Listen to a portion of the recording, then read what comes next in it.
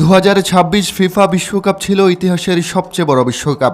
48টি দলের অংশগ্রহণে টুর্নামেন্ট যেমন নতুন রোমাঞ্চ এনে দিয়েছে, ঠিক তেমনই সবচেয়ে বেশি আলোচনায় এসেছে ভিএআর বা ভিডিও অ্যাসিস্ট্যান্ট রেফারি।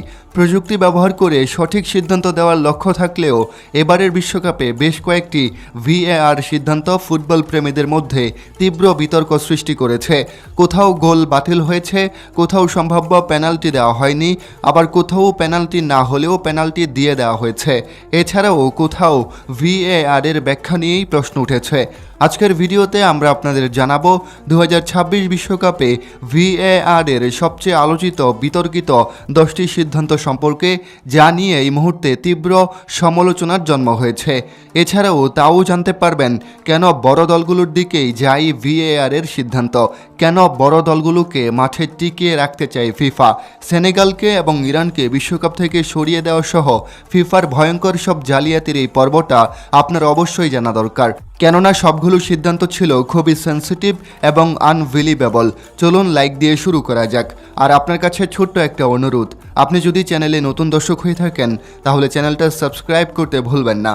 তালিকার 10 নম্বরে আছে ইরান মিশর ম্যাচে ভিএআর এর বিতর্কিত এক সিদ্ধান্ত, যা ইরানকে বিশ্বকাপ থেকে ছিটকে ফেলে দেয়।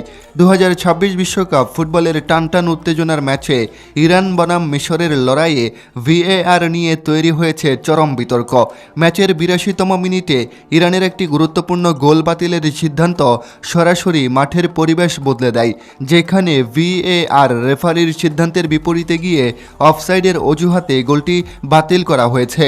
মাঠের স্ক্রিনে যে অ্যানিমেশনটি দেখানো হয় তাতে দেখা যায় স্ট্রাইকারের পায়ের সূক্ষ্ম অবস্থানের কারণে এটি অফসাইড ছিল, কিন্তু ধারাভাষ্যকার ও প্রাক্তন ফুটবল বিশ্লেষকরা বারবার রিপ্লে দেখে দাবি করছেন বলটি যখন পাস দেওয়া হয় তখন ডিফেন্ডারের পায়ের সাথে স্ট্রাইকারের অবস্থানের ব্যবধান ছিল খুবই অস্পষ্ট।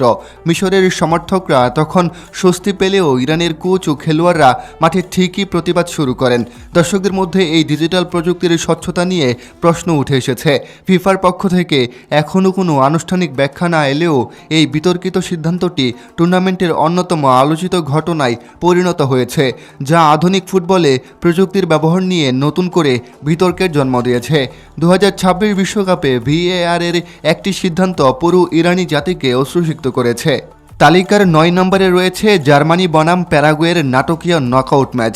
অতিরিক্ত সময়ে জার্মানি একটি গোল করে ম্যাচ জিতে গেছে বলেই মনে হচ্ছিল, কিন্তু ভিএআর রিভিউয়ের পর গোলটি বাতিল করা হয়, কারণ গোল হওয়ার আগে জার্মান খেলোয়াড় গোলরক্ষকের চলাচলে বাধা সৃষ্টি করেছিলেন বলে রেফারি সিদ্ধান্ত দেন।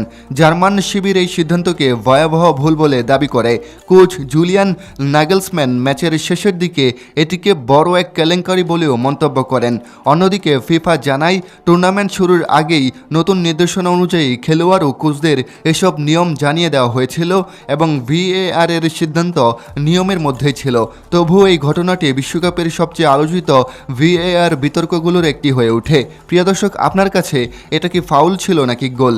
কমেন্ট করে জানাবেন। তালিকার 8 নম্বরে আছে নেদারল্যান্ডস বনাম মরক্কোর ম্যাচে ভিএআর এর হস্তক্ষেপ ও দর্শকদের বিরক্তি। 2026 বিশ্বকাপে মরক্কো বনাম নেদারল্যান্ডস ম্যাচের পেনাল্টি শুটআউটে ভিএআর এর ব্যবহার ফুটবলে প্রযুক্তির অতি নির্ভরতা নিয়ে বড় ধরনের বিতর্কের জন্ম দিয়েছে। ট্রাইব্রেকারের উত্তেজনাকর মুহূর্তে নেদারল্যান্ডসের একটি শট নেওয়ার সময় মরক্কোর গোলরক্ষকের অবস্থান নিয়ে ভিএআর দীর্ঘক্ষণ ধরে রিভিউ করায় পুরো মাঠে অস্থিরতা নেমে আসে।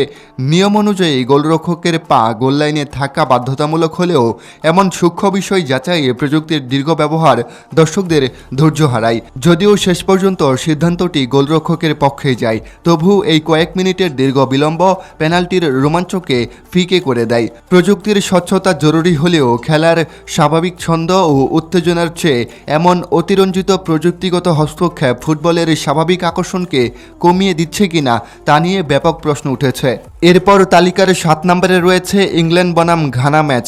ম্যাচের শেষের দিকে ঘানার বদলি খেলোয়াড় প্রিন্স কুয়াবেনা আদৌ ইংল্যান্ডের ডি বক্সে বল নিয়ে প্রবেশের সময় ইংল্যান্ড ডিফেন্ডার এসবি কনসার সাথে সংঘর্ষে জড়িয়ে পড়েন।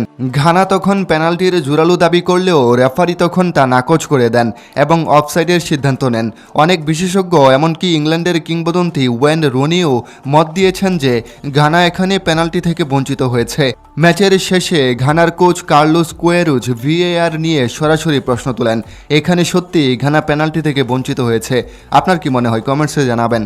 আমাদের তালিকার 6 নম্বরে রয়েছে পর্তুগাল বনাম কলম্বিয়া ম্যাচ। 2026 ফিফা বিশ্বকাপে গ্রুপ কেতে পর্তুগাল বনাম কলম্বিয়া ম্যাচটি গোলশূন্য ড্র হয়েছে। এই ম্যাচে ইরানের মতোই বড় ধরনের বিতর্ক রয়েছে, কেননা সেখানে ম্যাচের শেষ মুহূর্তে একটি ভিএআর সিদ্ধান্ত বেশ আলোচনায় ছিল।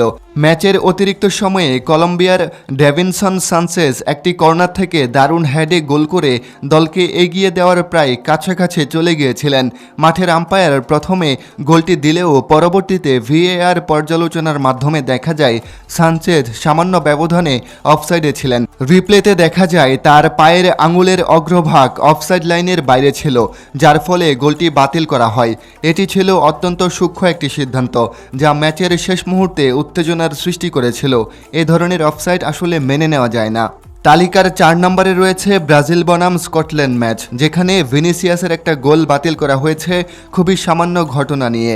সত্যি বলতে কোনো ফাউলই এখানে হয়নি যদি আগের ম্যাচগুলোর কথা আমরা বিবেচনা করি। এর আগে আমরা দেখেছি ভিএআর ডিবক্সের ভেতর খুবই সিরিয়াস ফাউলও এড়িয়ে চলেছে। আবার এখানে দেখা যাচ্ছে সামান্য ছোট বিষয়ে ভিএআর হস্তক্ষেপ করছে। ভিনিসিয়াসের গোলটি ছিল বৈধ, কিন্তু ভিএআর তা অবৈধ ঘোষণা করে এবং গোল বাতিল করে।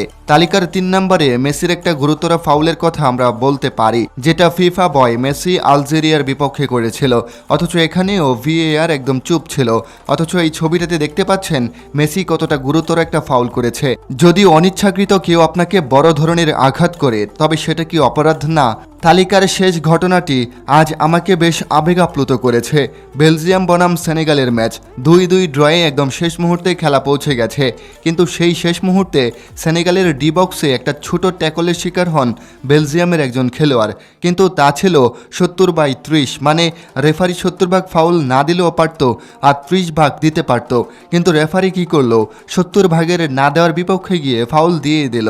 অবশেষে শেষ মুহূর্তে পেনাল্টিতে বেলজিয়াম জিতে গেল। শোষিত শাসিত সেই সেনেগাল আবারও হেরে গেল।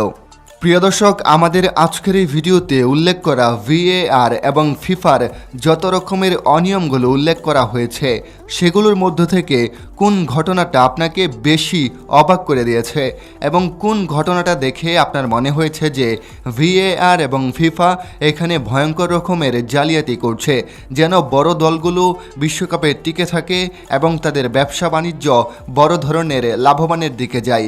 আপনার কি মনে হয় ফিফা কি সত্যি বড় ধরনের জালিয়াতির দিকে ঝুঁকে পড়ছে? কমেন্ট করে আপনার মতামত অবশ্যই জানাবেন। দেখা হবে পরবর্তী কোনো ভিডিওতে। ততক্ষণ পর্যন্ত সবাই নিজের খেয়াল রাখুন, সুস্থ থাকুন। ধন্যবাদ।